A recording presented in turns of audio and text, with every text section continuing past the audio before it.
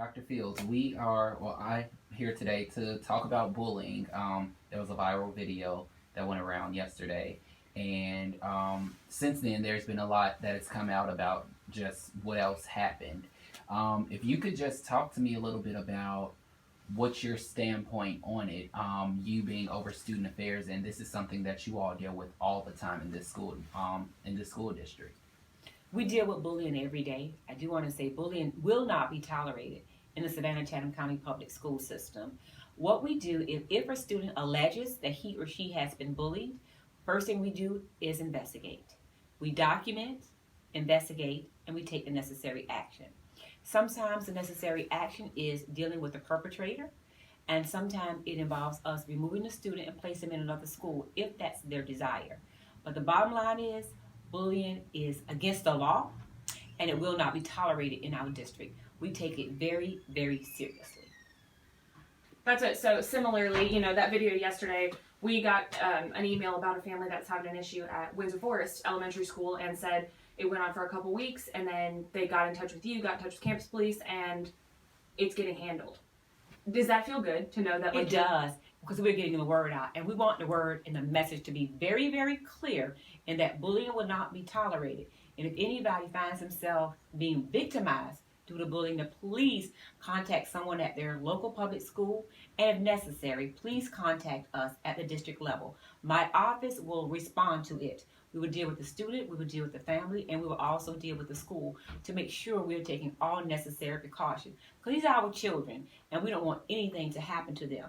And we made a promise to our family, and we made a promise to the community that we will provide an environment that was safe and conducive to learning. And certainly if a child is being bullied, that is not an environment which is conducive to learning. For you, are there certain things that parents should do as far as like documentation or this is what happened on this day, as far to help you guys mitigate the issue? The most important thing that a parent can do is communicate. Communicate with their child, and then communicate with us being the local school level, the school that the child attends, and if necessary, they're reaching out to someone else, being us here at central office. So communication is key.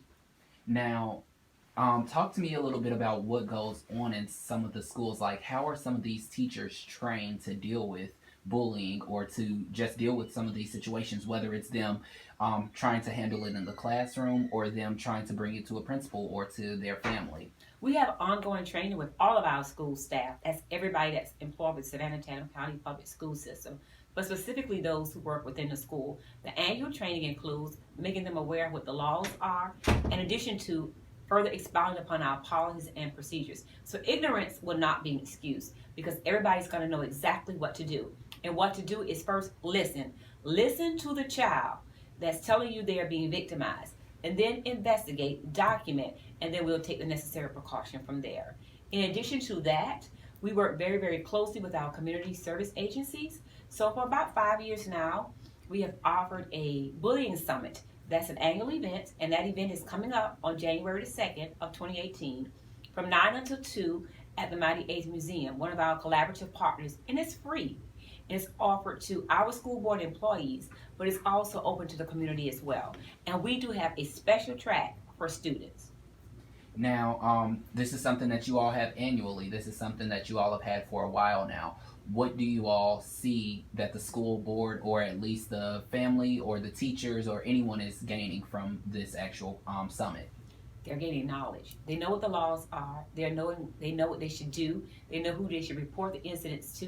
And it's not just us. Campus police is involved, us being student affairs. Campus police is involved. We go through the whole gamut of what you can do, how to report it. Some look for us, things that you can do, they can do as parents. So we're educating everybody. And then letting our community know too that the school system is very, very concerned about all of its students, and that's why we are bringing this information forward, making sure that everybody's aware of what those laws, policies, and procedures are. Are there any other programs besides this one that parents or even students who are victims of bullying or who may think that it's becoming a problem that they're able to enroll in, or even after, if they are victims of bullying, something to just kind of get them back to where they were before if they are traumatized by it or something? Yes, we do have several community partners that we work with, and we make referrals. It's based on the need. It's individualized. because every child may need something different. You may not need the level of service that someone else does. So once we document and once we investigate, we make the recommendation to community resources that may be available to help our child or help the children. I guess, so the one that we were talking about, it sounded like it started with some, back and forth on social media, and then it ended up maybe being physical, or like at least physical threats for harm. For you guys, how important is it for parents to monitor social media? Social media has become our BHAG, our big, hairy, audacious goal, to try to make parents aware that social media can be good, but it also could be detrimental. So we're encouraging all of our parents to please monitor your child's social media. Make sure you know who they're corresponding to on social media, what the correspondence is, because sometimes it's not good. And it starts with social media and then it spills over into the school. And the unfortunate part about social media, once it's out there, it's out there. And then it goes viral. So when you think you're selling something to one friend, that friend has a friend who has a friend. And then before you know it, everybody knows. And it's really gotten out of control. So we tell our parents to please monitor their child's social media. Anything else? If we could, if you could break down the process just a little more with, let's say, Amanda is a mom and her child, something transpired on social media, and where would they start? Would they initially go to the principal, the teacher, to you, and just how does that go down the line, if you can explain? So let's talk about a scenario. So a child has been bullied or has had a bad experience on social media. That child reaches out to his or her mom, tells the mom, and the mom said, hey, I know that this other student is in class with you or attends the same school. So then we will encourage them to go up to the school, make the principal aware of the situation, and the principal will try to handle it at his or her level. And if it's beyond what they can do, then we may need to get campus police involved, and then my office will need to be involved as well. Now, campus police, if you could just explain to me their job just a little bit more in depth. Of course, they're there to protect the students. They are there to kind of serve as police pretty much for the schools. And I can just say here, it's a difference. Me being from Chicago, you would have actual Chicago PD that's on the scene or that's on the actual campus. But here you actually have police that are a part of the school board. So talk to me about what their job kind of entails. We are very happy and very proud and feel very blessed to have a campus police department. They are awesome. Their job is not to try to find out the legal implications or to get someone locked up or arrested, but it's their job to mediate, to find out what's going on and try to see if they can resolve it at their level. And if there is a crime that is committed, then they take the next step. But that's not the initial goal. The initial goal is to try to mediate it and resolve it at the school level. And we are very fortunate to have campus police officers.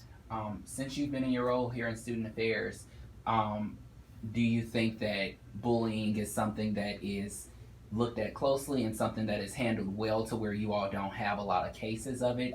Just what's your standpoint on that? I'm very proud, and I brag on my department of Student Affairs, because we take bullying very seriously. We do an awesome job in investigating. We do an awesome job of documenting. Most importantly, we make the student and the parent feel comfortable. And if a child says, hey, I just cannot go back to that school, then we offer them a school transfer. But in addition to offering them a school transfer, we make sure we put supports in place, because they may or may not have really been bullied to the level that you and I may say, hey, it's risen to the level that they want to be suicidal. And we don't want it to get to that level, and we've been very fortunate that it has not reached that level. So we offer them and connect them with available community resources as well. And we are very, very proud of that.